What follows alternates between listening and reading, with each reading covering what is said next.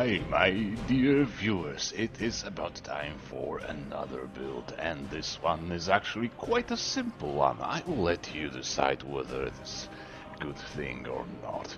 This is a Vampire Nightingale combining stealth, dual weapons combat archery, and a little bit of illusion.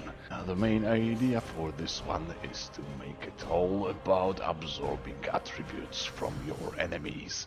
So you will absorb health, magicka and stamina through both of your sword, your bow, your voice and your standing stone. So you will become a never-ending well of blue, red, green life forces. Also, you will eat a lot of people because you always need more red and green energy, and because this character is rather dark in spirit. He is a thief and a vampire lord after all. This is a pure vanilla build, however, some mods may be suggested to smoothen the experience. One is honed metal, as this build uses no smithing and no enchanting, so on legendary difficulty you may need some alternative ways to temper your weapons. And Summermyst contains a very well-fitting enchantment called Siphon Health, which will passively absorb health from enemies nearby. Also, in order to follow the roleplay, I imagined you will need Live Another Life alternate start to start as a vampire in Castle Volkihar. As always, we will start with a short backstory, then we'll go for the meat of the build.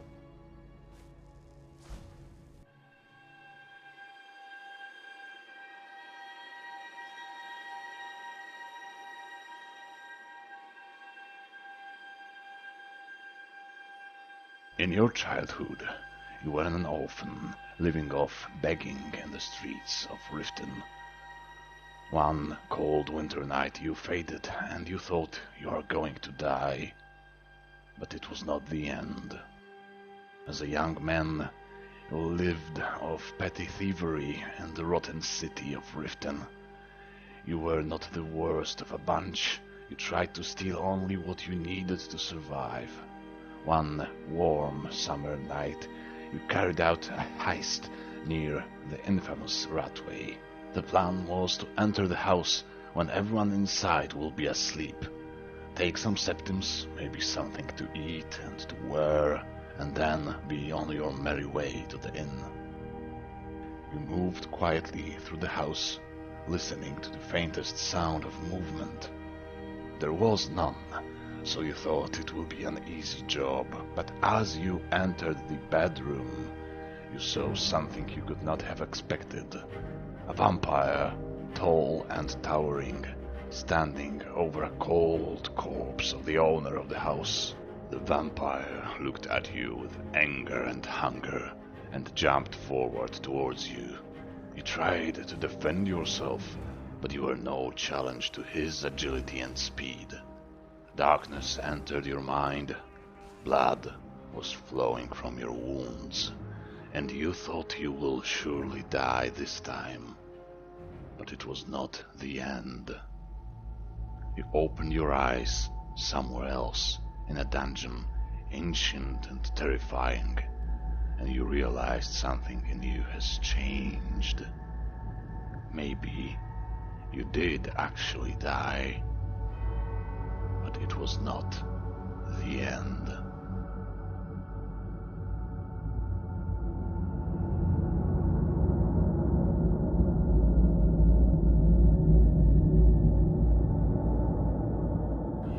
Great, let's start with the attributes, which should look something like this. The proportions are only valid before you get 200 in both stamina and magicka. That's including all the bonuses from items and stones, at which point you can go full on health. As your standing stone, you should choose the Atronak, which will increase your magicka by 50 points and grant you 50% spell absorption. Magic in this build plays a secondary and supportive role, and consists only of some odd invisibility and maybe a fury spell from time to time. So this one will actually fix most of your magic problems by itself. The race is a bit problematic because many of them would fit very Well, if you want to have an emergency healing for close combat situations, the hissed skin of an Dragonian would be perfect. High Elf could help you be a more flexible spellcaster, and Breton could give you full spell absorption once per day.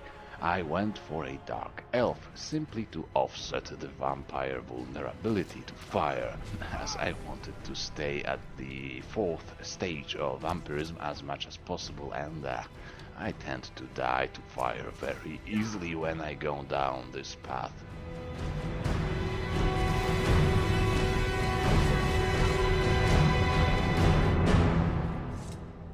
Your skill set is rather intuitive and obvious for this type of character. First, in one hand, let's take everything in the middle, excluding the pointless paralyzing strike perk at the top.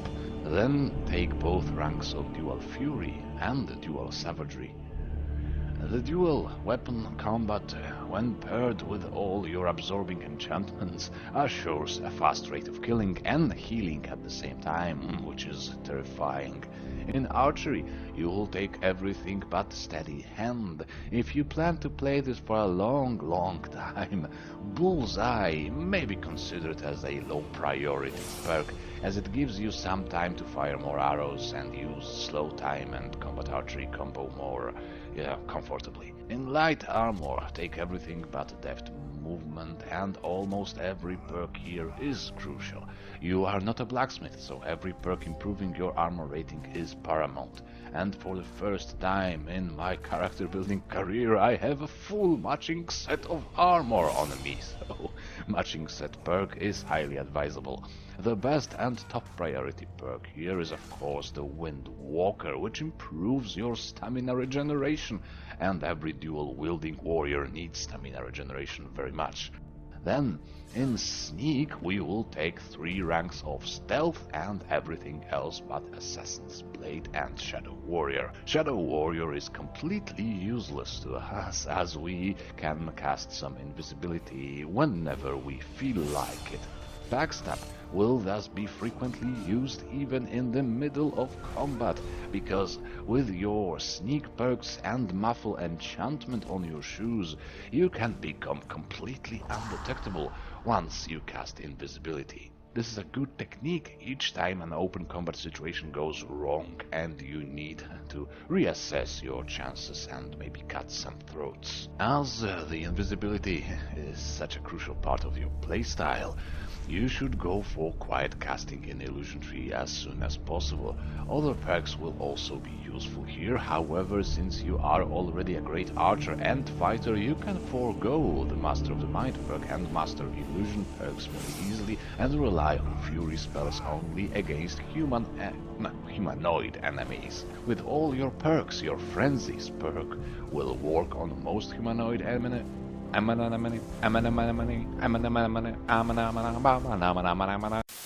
With all your perks, your Frenzy spell will work on most humanoid enemies. When you are attacked by 3 or more bandits, you will have just enough magicka to cast Frenzy at them and then invisibility on yourself. Then you can just sneak, hide and wait until the last man standing is ready to have their throat cut. Lastly, even though you shouldn't spread your perk points on more skills than that, you may still use alchemy with no perks and benefit from slow paralysis and weakness to magic poisons. Weakness to magic will be useful when combined with your Drain Vitality, Shout and all the absorbing enchantments. As has been said, both of your weapons are chosen for the ability to absorb attributes. So, of course, we have the Nightingale Blade with a cool double enchantment of absorbing health and stamina, and the best variant is obtainable at level 46.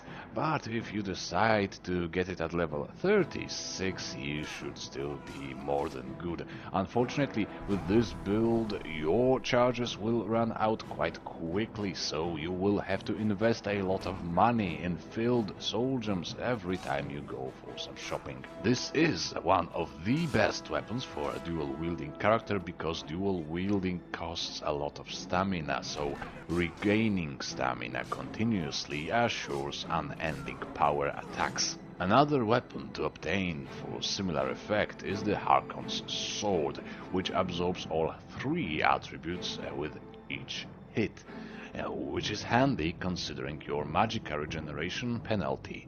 The sword has a fairly low damage output, but the enchantment is quite worth it for this build. The problem is you need to have 2 quest lines done in order to get both these swords. If you don't wanna do this much work, you may go for Blade of Woe in your left hand, or any random sword or dagger with absorb health, or even better absorb magicka enchantment. And for even more absorbing effects, use the Dwarven Black Bow of Fate as your main ranged weapon. It is mostly useful for combat archery to absorb attributes from some distance. You may decide to have a separate bow of higher base damage for sneak kills, however it won't be necessary at all. One cool thing I discovered is that this enchantment is increased by Fortified Distraction Potion, although I'm not sure about the swords. Even without perks in alchemy, you can use this with elixirs both from alchemists. Your armor will be the full set of Nightingale armor, of course, which is best obtained at level 32. However, the Nightingale blade is actually best later on in regards with level, but earlier in the Thieves Guild questline. So you probably have to go with just a Thieves Guild armor at least until level 36. Almost every enchantment here will be useful to the build. The bonus to your illusion skill granted by the hood will help your sneak tactics and frenzy spells. The frost resistance and fortify stamina effects will help immensely with your high stamina spending. The muffle enchantment on your boots will let you become undetectable mid-combat, and the gloves will of course increase your one-handed skill, so you could say that the entire combat style of this build is centered around this beautiful set of armor. You will need the Ring of Namira as well, because there is nothing more terrifying than an invisible vampire cannibal. And because you can always use more stamina, of course. And then there is one more thing you need to know about this scary Devourer. He is also a very devoted apprentice of the Voice. It is one of the darkest Dragonborns I played, actually, and he likes the vampiric shout of Drain Vitality very, very much. For this reason, you are also going to need the Amulet of Talos paired with the Blessing of Talos.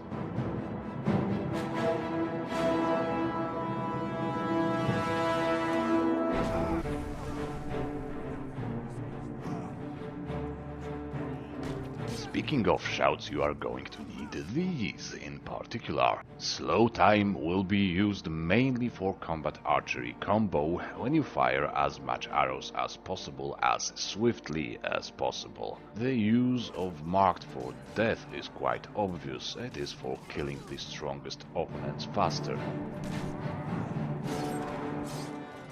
Become Ethereal you will use to sprint close to the archers and mages without spending stamina, and Drain Vitality is of course used to absorb even more attributes.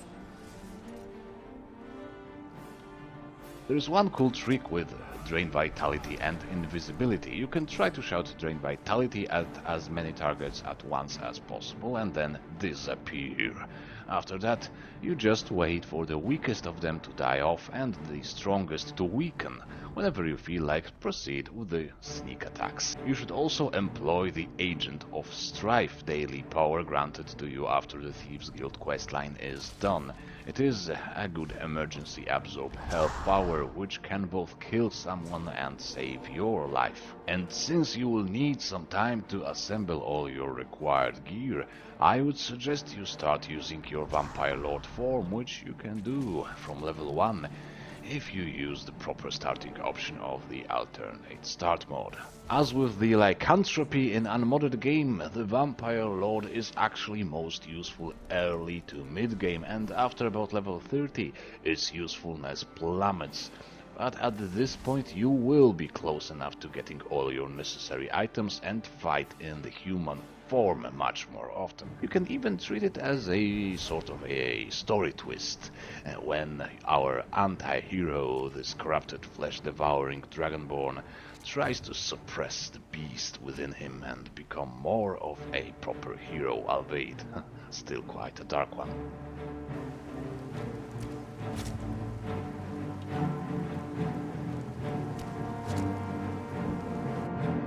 So generally we have a fast-paced playstyle combining stealth combat, archery and shouts. It's quite So generally we have a fast-paced playstyle combining stealth, combat, archery and shouts quite seamlessly. Versatile but not too overpowered and with a chilling dark vibe, and it is a very good character for a proper main quest playthrough, I believe. Anyway, that is it for today. Hope you enjoyed this one, and we should do it again sometime soon, right? Bye bye.